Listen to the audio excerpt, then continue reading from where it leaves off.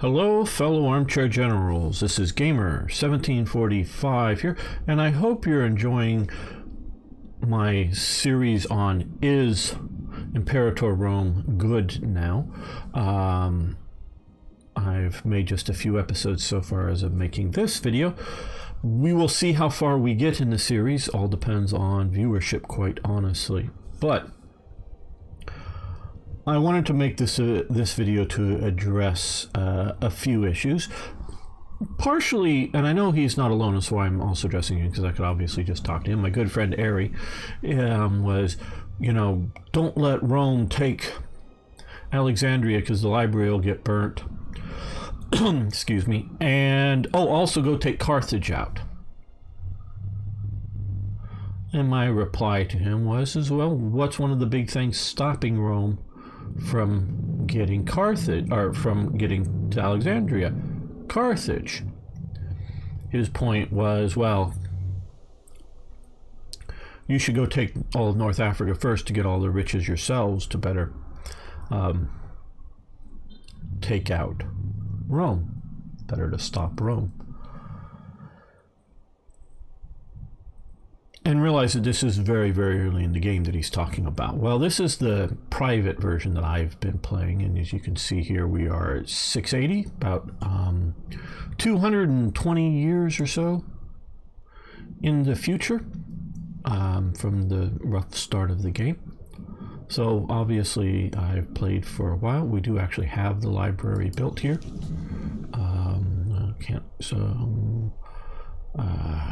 Royal Palace, Commercial Center, Pharaoh's Lighthouse, which we, yeah. Because I was thinking the mausoleum, but yeah, the museum basically of Alexandria, or what we call the library. Oh, I'm sorry, I hear all kinds of people, some maybe supposedly with some education, talking native English speakers mainly, but not entirely. It's not library, it's library. There's two R's in it. They're not next to each other. Not library, it's library. Sorry, little pet peeve of mine. And so we have the library, we have the Pharaoh's Lighthouse, and of course the conquerors' mausoleum. In the term, and we have it, I'll do a reveal here in a moment, but mausoleum is just Mausolus's tomb, if you will, that was, I think, one of the 7 ancient wonders, but that was spectacular. So Mausolus becomes mausoleum, which becomes any major sort of tomb-like thing like this, fashioned after his mausoleum. His is in style. Okay, so now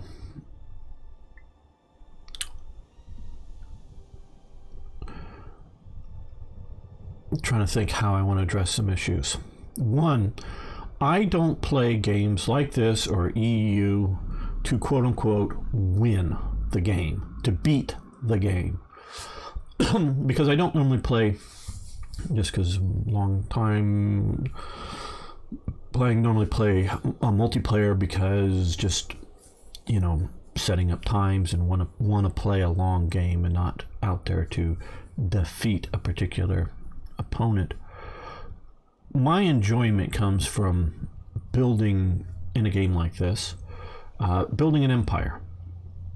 So completing it just means that experience is over. Now, if it's a good game, you can go back and play it again, because it'll be different each playthrough. It's not the same, so it's worth multi-plays. But I don't have a speed run attitude towards the game itself.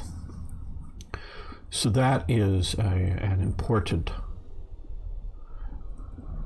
element for me and the way I play and want to play these type of games. And I think it can be different than a lot of the viewers. And it's really hard in these games to sort of simulate Alexander and what he did. sort of blitzing through the Persian Empire.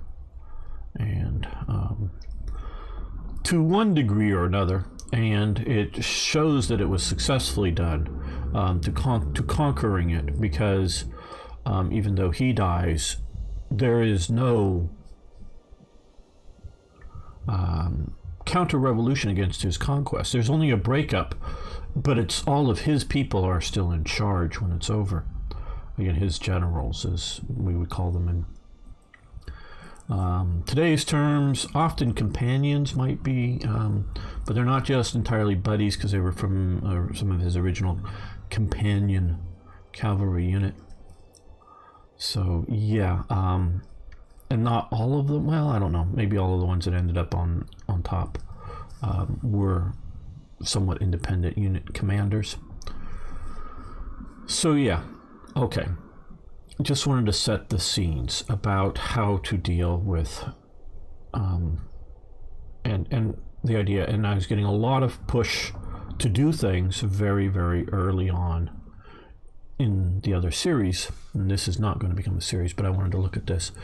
You can see here now, currently, we have 6,800, I don't know, denarii, I don't know what ducats, or gold in the treasury, which may or may not be a lot, but it's a significant amount. But also notice the monthly income is 155. We have 350,000 manpower, which is, they're saying, oh, there's 30,000, that's enough to go to war. What? No. And a decent political influence. We're going through this, and we have reasonable stability. We've recently had a bereavement at the head of the government here recently. So, okay. So keeping Rome away from us and so we're going to now do the reveal. Wow, would you look at this? 200 years, and that's all I've gotten. Really like their missions. I've gone through a bunch of them so far. These things here. We're going through this one, which is sort of second Syria or whatever, and we're training up the army. We have the Seleucid Empire over here. They're doing super strong and have moved east. I've given them gifts, the gold, periodically when they've gone into civil war or whatnot to keep them reasonably strong. Phrygia, or the Antigonid Empire here, we're slowly, both of us, eating our way into it. And Thrace has gone big. Macedonia is not even controlling Macedonia anymore. But yeah, they've seen better days. But we've grown incrementally here. And would you look at Rome? Rome barely even owns Rome right now. For a while, Rome, or Carthage, had lost most of, thank you, motorcycle, lost most of Tunisia, which of course is including Carthage, to minor breakaway states, kind of thing like that, prompted by Rome. And I have been particularly trading with Carthage and giving them money to balance it out. Now I'm giving money to Rome, and Rome is going to, I guess, slowly, because they had all but a couple of little spots like that, all of the Italian peninsula, but because presumably Carthage or whatnot, or possibly just breakaway, I haven't been following breakaway elements within there, they've established it. So we're counterbalancing. This is the divide and conquer kind of concept that we wanted to do. But I also wanted to look at, we can look here and see that most of these cities are fully built out. I think this game, even at 200 years, is a long time. I do think it's overwhelming the Egyptian, and I have not been pushing hard. Maybe here, this is maybe governor's policy is pushing a bit harder than, and I really haven't been paying attention to governor's policies, but that I think would have happened for, we can look here quickly, it's not just within my empire, obviously, a little overdoing the Hellenism. the Macedonianism, or whatever you want to call it. But that's a game mechanic that is, I think, unrealistic, but okay. That there's significant colonies of that. Oh, yeah. And other Greek cultural groupings significantly along the coast, and significant sort of regions out here. Oh, yes. But we can look out here, and I don't know that I've always done the best for economic and development. Building mixes, still trying to learn some of that as it currently stands. But I've recently learned roads, how to do roads, and some of their benefits. I really think they should benefit trade a bit more, because although these roads are just connecting to the provinces, yeah, but the trade value should be up a little bit more, because there would be even just some main roads would still lead to better integration. If you have any sort of centralized thing, even if it's just one main highway, you'd have a lot of spur routes off that would connect things better up. To get from here to here around the mountain, you go down a dirt track type road along a nice paved road, and then up there. So it would just mean more trade value or whatever should be in there. That's just a game element I've thought of. And so you can see here we are very well built out compared to a lot of the opponents. And when you see a single city state like this, they seem to do fairly well at, we have some that are puppets over here, seem to do fairly well. And we get, fairly well here. But on the Empire stage, I don't know whether it's just bad AI or other things that they have not built up much infrastructure internally. But we are in a super strong position. We have large manpower backing us, meaning I could easily lose all of my units and then rebuild them all, build all manpower wise. So we have plenty of manpower. We have a pretty decent income coming in after all of our expenses, as you can see there, and lots of we can look here, our trade, our imports. Now let's zoom out. You can see we're trading through Alexandria in and out. We could use more pottery. I like to get an excess of some of these, but some of these are, at times super excess. We can maybe even use more fish. National Freeman Happiness. Okay, that would be good. I'm trying to get on all the ones that would really help. Up a +1, but yeah. So you can see we're sort of maximizing the capital surplus benefits here.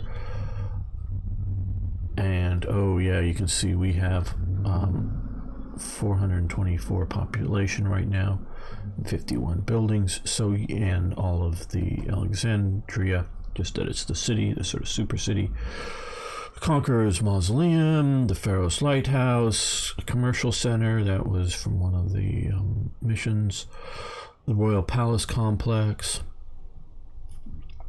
not shown there, and the museum, which is that there of Alexandria, and directed investments +8. So,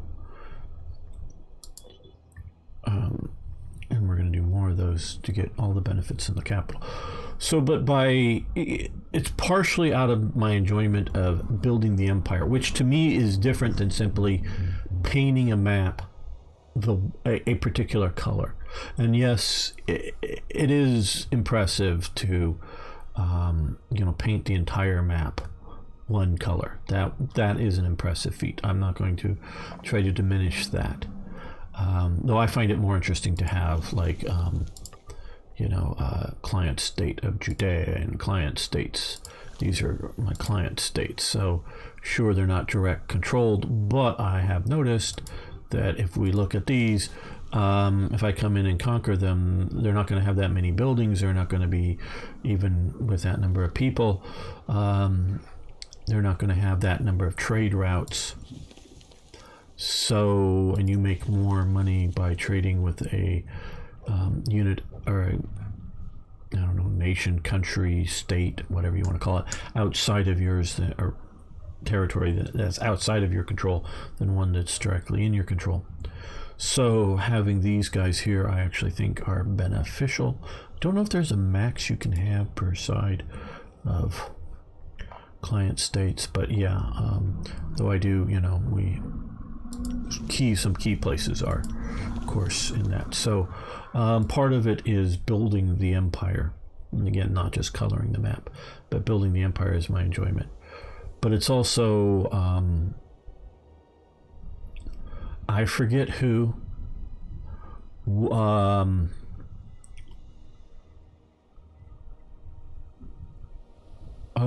I think it was one of the Greek invaders that was going to go after. Was it after the Persian Empire or somebody? I forget, but he sent word and asked the oracle at Delphi, right here. Isn't this it? Yeah. Why doesn't this have like oracle or something? Should, unless they totally destroyed it or something, it should have a special benefit for having it. But okay. If we were into, what will happen or something if we were to invade the other country? The answer came back. I'm just trying to think if I maybe had a memory. But the answer was, a great empire shall fall. And of course, the asker took that to meaning that the other guy will fall. Well, in fact, he fell in his collapse. And although I don't know if we today would describe his country, kingdom, whatever, a great empire, it definitely fell. And wars are unstable outcomes in many cases. So if I go to war now, which I'm actually, if you can maybe sort of tell, I'm training up the proper armies, getting ready to go after Phrygia or the Antigone, and we have, we're ready to go. But look at all of the enemy's allies. If we do it, a couple of ours won't come in on us right at this moment, but we'll see about that before we go in. We do want to, though, look and notice that he is at war with somebody, so that's possibly why we're going to go in, is timing. And even if we have the army to go in and fight them, is Carthage going to see that this is the time to come to war with us, or the Seleucids are going to come to war with us, or Thrace, or somebody, who knows? And could be a mistake. So it's better to, instead of rush and conquer and get the riches from conquering, build your own first, then expand out. Okay, well, as you can tell, I've really played deep into this, time-wise at least. Lots of elements I'm still learning on. So this is how I think the game should have been released, and is now ready for more interesting DLCs added to it. So yeah, guess that's it. So if you made it this far, please subscribe, like the videos. Love to hear your comments, why you play a game like Imperator Rome, EU, Crusader Kings, whatever it may be, why you play that, how you like to play it. That does interest me, and everything. So thanks so much. See you next time for more historical gaming.